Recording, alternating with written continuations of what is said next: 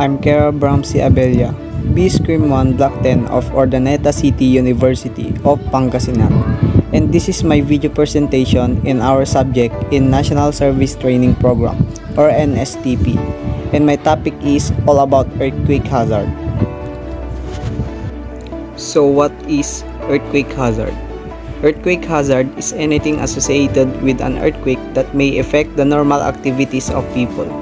This includes surface faulting, ground shaking, landslide, liquefaction, tectonic deformation, tsunamis, and sites. Earthquakes are caused by a sudden release of stress along faults in the Earth's crust.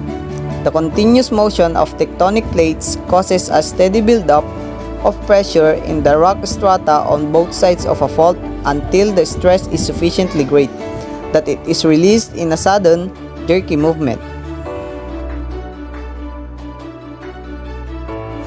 The effect of ground shaking. The first main earthquake hazard or danger is the effect of ground shaking. Buildings can be damaged by the shaking itself or by the ground beneath them settling to a different level than it was before the earthquake. Buildings can even sink into the ground if soil liquefaction occurs. Liquefaction is the destabilization of sand or soil when groundwater or water underground is forced out from between grains during the shaking of a moderate or strong earthquake. If liquefaction occurs under a building, it may start to lean, tip over, or sink several feet. The ground firms up again after the shaking has stopped. Liquefaction is a hazard in areas that have groundwater near the surface and sandy soil. Buildings can also be damaged by strong surface waves, making the ground heave and lurch. Any buildings in the path of this surface, waves can lean or tip over from all movement. Surface faulting is displacement that reaches the Earth's surface during a slip along a fault. Ground shaking is a term used to describe the vibration of the ground during an earthquake. Ground shaking is caused by body waves and surface waves. As a generalization, the severity of ground shaking increases as magnitude increases and decreases as distance from the causative fault increases. Landslide. When an earthquake occurs, the transmission of seismic waves can cause shaking and vibration of ground surface.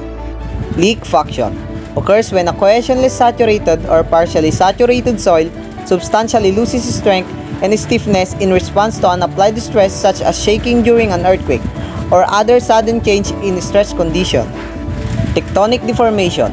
Before an earthquake, the buildup of stress in the rocks on either side of a fault results in gradual deformation. Eventually, this deformation exceeds the frictional force holding the rocks together and sudden slip occurs along the fault. Tsunamis. A tsunami is a series of extremely long waves caused by a large and sudden displacement of the ocean, usually the result of an earthquake below or near the ocean floor. This force creates waves that radiate outward in all directions away from their source, sometimes crossing entire ocean basins. Siege are typically caused when strong winds and rapid changes in atmospheric pressure push water from one end of a body of water to the other. When the wind stops, the water rebounds to the other side of the enclosed area. What is the best way to do if there is an earthquake? If you are indoors, drop, cover, and hold on. Stay inside. Drop under heavy furniture such as a table, desk, bed, or any solid furniture. Cover your head and torso to prevent being hit by falling objects. Hold onto the object that you are under so that you remain covered. And you can also go to a wide area away from tall buildings that can fall on you during an earthquake.